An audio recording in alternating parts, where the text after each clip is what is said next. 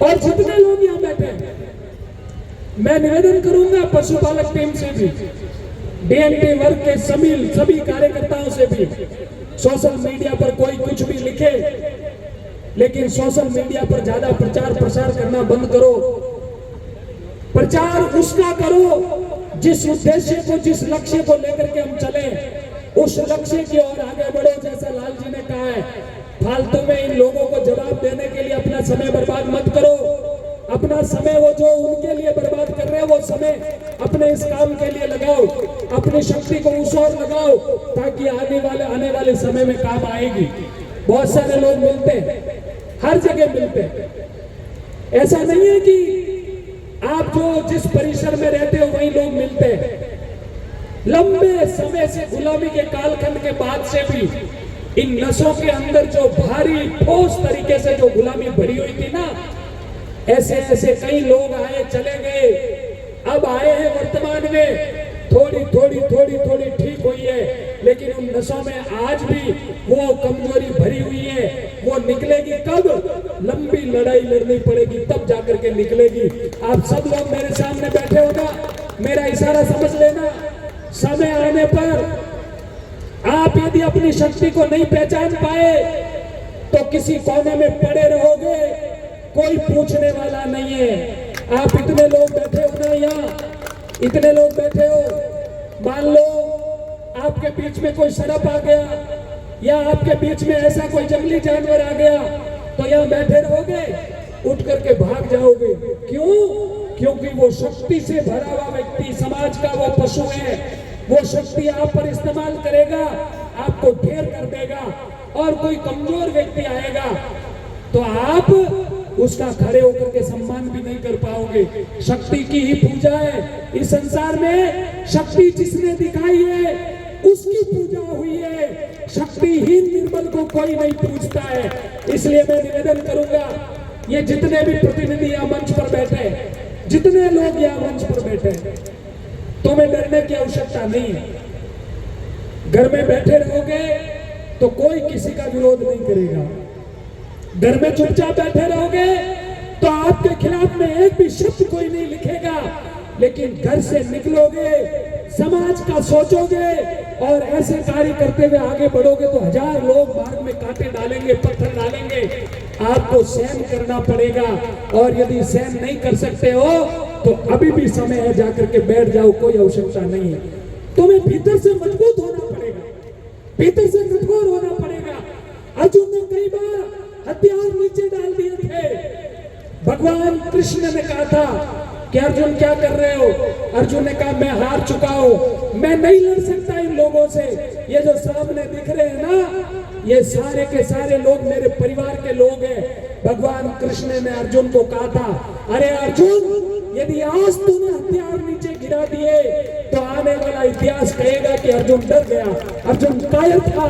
हथियार उठा, तेरे सामने तेरे परिवार के लोग खड़े हैं, लेकिन वो धर्म के पक्ष में नहीं है, वो अनीति के पक्ष में खड़े हैं। तू तीर उठा करके उनका सामना कर, उनकी मृत्यु भी हो गई तो तेरी जय जयकार होगी।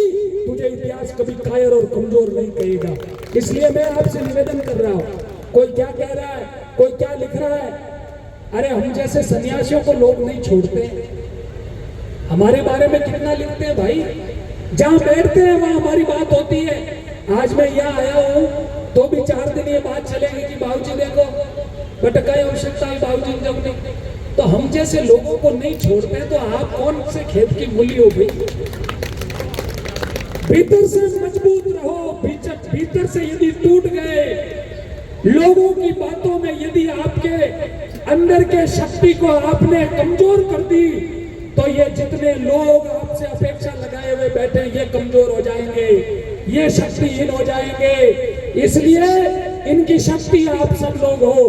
आपके भीतर के विल पावर को इतना मजबूत करना है कि दुनिया की कोई भी शक्ति आकर के सामने खड़ी हो जाए, उसको भी बिखेरने का सामर्थ्य आप रखो। ऐसा मैं आप सबसे निवेदन करने के लिए आया हूं।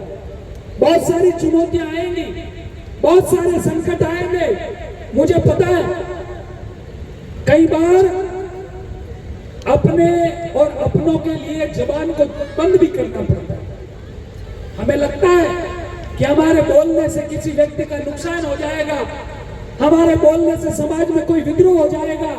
अरे हमें भी बोलना आता है। हम रोजाना ऐसे कई उदाहरण सुनते हैं कि बाबूजी उसने वो कह दिया, बाबूजी उसने वो लिख दिया। अरे हमारे अंदर भी बोलने की शक्ति है, हमारे भी भुजाओं में बल है, मगर मर्यादाएं रखते हैं कि समाज में शांति बनी रहे, समाज अपनी शक्ति के साथ में खड़ा रहे। समाज के जो संस्कार पूर्वजों ने हमें दिए हैं वो संस्कार इतने मजबूत हो कि ये दुनिया गौरव करेगी। उस समाज की शक्ति को कोई पहचान नहीं पाया। इसलिए मैं आप सभी से निवेदन कर रहा हूं, दूसरों के भरोसे तुम्हारी जिंदा दिली कभी कम मजबूत नहीं रहने वाली है। आपका व्यक्ति जब शक्तिवान होकर के आगे बढ़ेगा तो ये ताकत आप सब लोगों में भर पाएगा।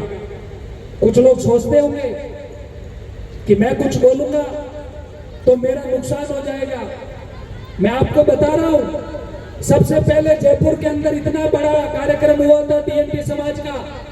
मुझे बहुत लोगों ने मना किया कि बाबूजी आपने चुनाव लड़ा है, आप वहां मत जाइए, पार्टी के लोग आपको आंख में लेंगे। मैंने कहा ये पार्टियां बाद में है, पहले इन वंचित लोगों के लिए लड़ना मेरा अधिकार है। मैं वहां गया और मुझे पता है कि मैं उस मंच से नीचे उतरा तब तक मेरे वो सारे दरवाजे बंद थे जो मेरे लिए हमेशा खुले रहते थे। मैं आपको बता रहा हूं, लेकिन फिर भी मैं नहीं डरा, आज तक भी नहीं डरा। मैं तो जिस सत्ता पे बैठा हूं, जिस धर्म की सत्ता पे बैठा हूं, वो मेरी अमर ज्योति वाली सत्ता, वो कभी मिटने वाली नहीं है। ये तो फिर 5 साल बाद मिट जाएगी, लेकिन ये जो सत्ता मेरे पास में है इसको कोई नहीं मिटा सकता है। आज भी मुझे कई लोग कहते हैं, लेकिन मैंने कहा मेरे अंदर कभी स्वार्थ नहीं है, और जिस दिन मेरे अंदर स्वार्थ आ गया उस दिन मैं तुम्हारे बीच में खड़ा होकर के बोलने लायक नहीं रहूंगा। इसलिए इन स्वार्थों को छोड़ दीजिए।